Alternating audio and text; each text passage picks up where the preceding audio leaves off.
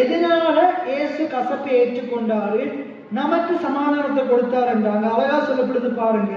ஏனென்றால் தேவரீர் எப்படிப்பட்டவராக இருக்கிறார், வாசிங்க. எதனால இயேசு கசப்பை ஏற்றுக்கொண்டாரு? தேவன் இங்க இருக்கிற ஒவ்வொரு ஆத்மாக்களையும் நேசிக்கிறார். தேவனுடைய ஆத்மாவை நேசிக்கிறார். தேவனுடைய ஆத்மாவை நேசிக்கிறார். தேவனுடைய ஆத்மாவை நேசிக்கிறார். நீ உன்னை நேசிக்கிறத காட்டிலும் உன்னை படைத்த ஆண்டவர் உன்னை நேசிக்கிறார். எல்லாம் சொல்லுங்க, நான் என்னை நேசிக்கிறத காட்டிலும் என்னை படைத்த ஆண்டவர் என்னை நேசிக்கிறார். இந்த ஜனங்களை நேசிக்கிறார். இந்த உலகத்தை நேசிக்கிறார். எத்தனை பேர் ஆமென் சொல்றீங்க? அவர் என்னுடைய ஆத்மாவை நேசிக்கிறார். அவர் என்னுடைய ஆத்மாவை நேசிக்கிறார். எத்தனை பேர் ஆமென் சொல்றீங்க? அதனாலதான் அந்த ஆத்மா என்ன செய்யணும்? நம்முடைய ஆத்மா என்ன செய்யணும்? மானானது நீரோடை வாஞ்சித்து கதறது போல இந்த ஆத்மாவை நேசிக்கிற அந்த தேவனை இந்த ஆத்மா நாடணும்.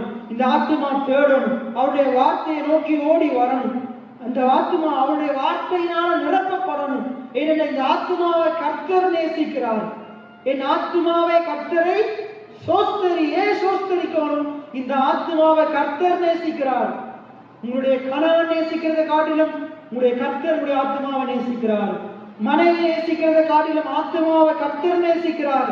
தாய் தகப்பன் பிள்ளையை நேசிக்கிறத காட்டிலும் கர்த்தருடைய ஆத்மாவை நேசிக்கிறார். எத்தனை பேர் ஆமென் சொல்றீங்க? கர்த்தர் நேசிக்கிறார்.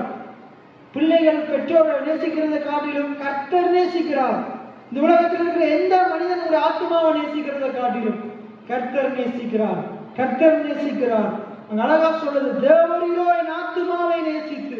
என்ன சொல்லுங்க? தேவரீரோ என் ஆத்மாவை நேசித்து அழிவின் குழிக்கு விளக்கினீர். அப்ப நம்மளை நேசித்ததுனால அழிவின் குழிக்கு விளக்குகிறார். அந்த பாதாளத்துக்கு போக வேண்டிய நம்மளை அங்கிருந்து விளக்குகிறார். நரகத்துக்கு போக வேண்டிய நம்மளை நரகத்திலிருந்து விளக்குகிறார். அப்ப முதலாவது பார்த்தோம், பாவத்தை நீக்கிட்டார். அடுத்தது அகற்றிட்டார், குலைத்து போட்டார். என்ன செய்துட்டாரு? அழிவின் குழிக்கு விளக்கிட்டார். அந்த நரக வாழ்க்கையிலிருந்து நம்மளை விடுதலை ஆக்கிட்டார். விளக்கிட்டார். எல்லாம் சொல்லுங்க, விளக்கினார்.